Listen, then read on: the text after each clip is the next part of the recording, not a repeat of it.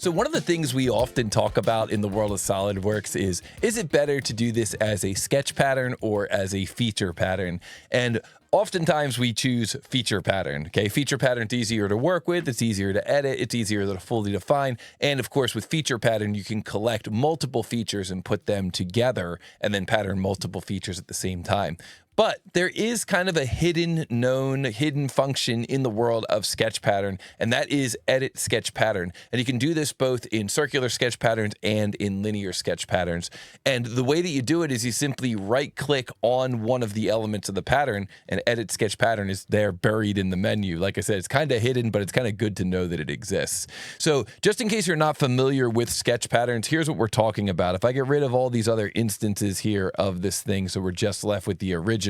What we did to create this original sketch was we created a line here. I'll just create it again. We created a line here that starts on this quadrant point or vertical to the origin. Okay, and then just comes up a little ways, and then we turned that into a rib. So this is what the rib command looks like. With the rib command, what you do is you extrude up to next, and up to next. It's a thin feature that extrudes up to next in 3 directions. So if we go back into that sketch and we decide we want there to be 6 instances of that rib, what we could do is we could launch the command circular sketch pattern. Not a command that I use too often, but I am familiar with this command. So we go circular sketch pattern, and then what happens is if you single click on this line here, the line automatically becomes the entities to pattern. So even though I'm not clicking down there in that box, see the line automatically showed up down there in entities to pattern. Well, what is it patterning about? Is it patterning about an axis or the center point of a circular edge? Or no, it's patterning about the 0, 0. So it just gives you this location here, X is 0, Y is 0. That's going to be the center of the pattern, and it's going to rip that thing around 360 degrees. Now, can you change that? Absolutely. You could pick a different point that you want that circular pattern to go around. You could pick a different point from the sketch, and then it would circular pattern around something else.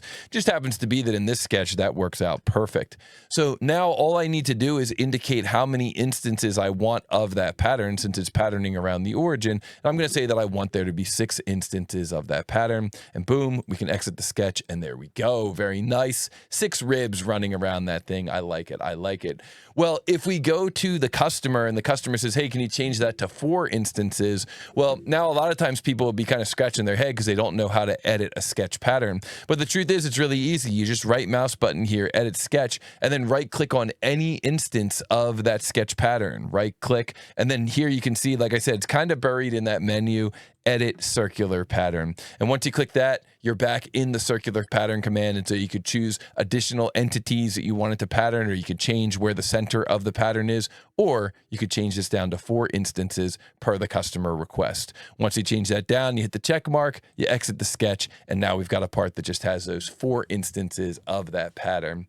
So like I said, this probably isn't a command you use too often, but if you do get in there and do something like a pattern of holes in a rectangular pattern, like a linear pattern, or if you do a pattern of ribs like I did here in a circular pattern, or even a pattern of holes like for a flange in a circular pattern, it is good to know that in the future you could come back and you could say, what if we did that with 3 ribs instead of 4? You know, you go to the customer and they said, hey, why don't we dial that down even further and go down to 3? Well, you can always get into that sketch and edit the sketch and edit the circular sketch pattern.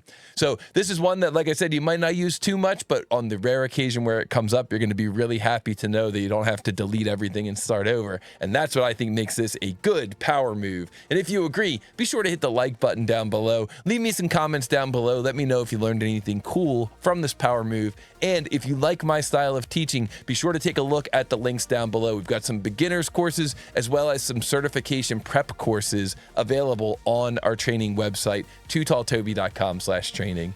And I will look forward to seeing all of you in the next TooTallToby Power Moves.